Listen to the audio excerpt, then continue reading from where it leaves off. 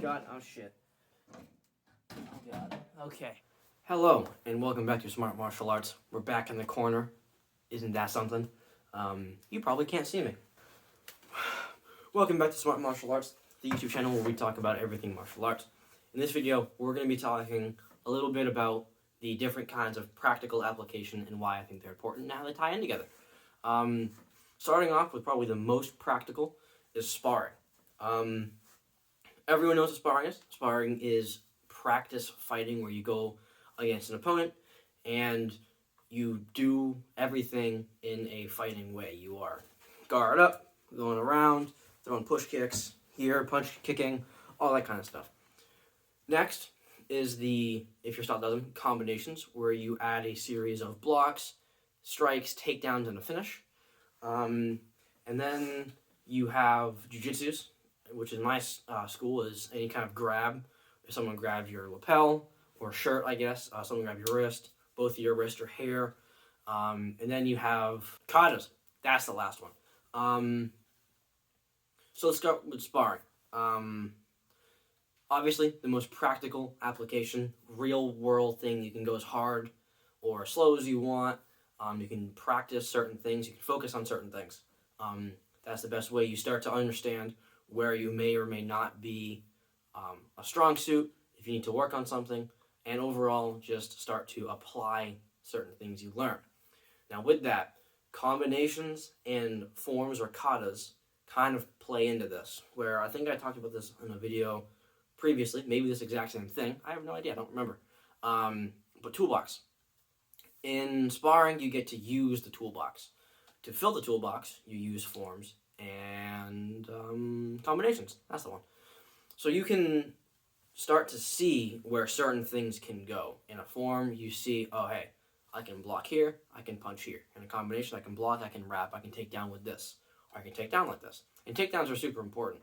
Once you start to get comfortable with the stand-up, you should start to either work on or start on the ground. And then once you're good with those two, you add them together. You do a sparring match where you want to start upright, and then whenever you want to. So you start upright, and then you transition to the ground with a kick or a takedown or anything like that. So you can start to see how those go, how those work well together. Jiu-jitsus, you can't really apply them for the most part. You can start seeing the takedowns and how you can get better at that hand positioning. But that's kind of in a boat by itself. But the other three work together because you can start to use certain things in certain ones. It doesn't have to be forms and combinations into sparring. You can go from sparring to whatever. Where in sparring, if you do a certain takedown, let's say you do like a simple sweep, where you're here and you kick out the leg and you push on their chest or whatever it happens to be.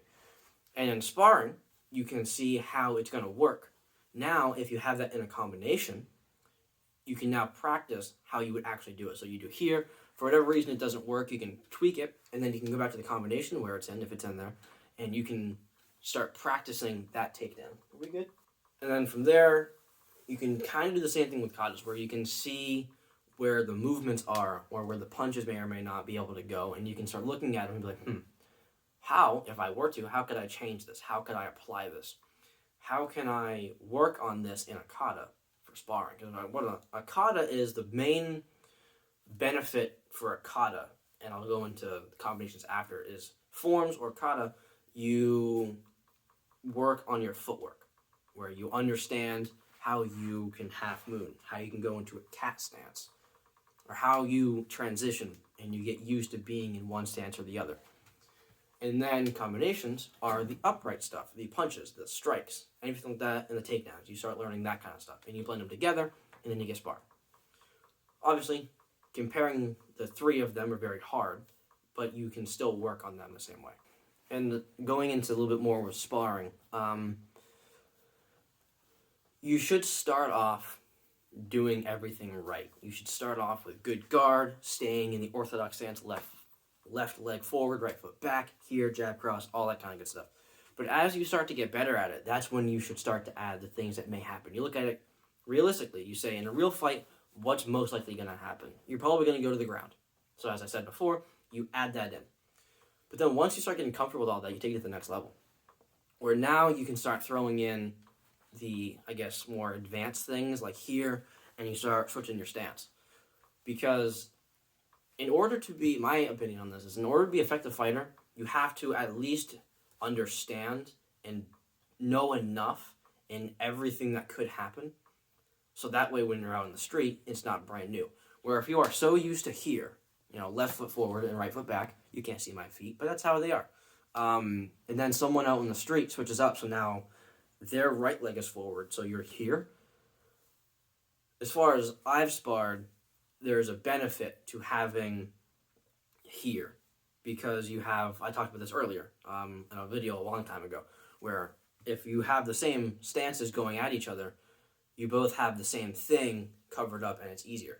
But if someone has switched, now the other side is open for them and you are more likely to get hit. But if you can switch, now you can understand what they might do and you are at the same advantage.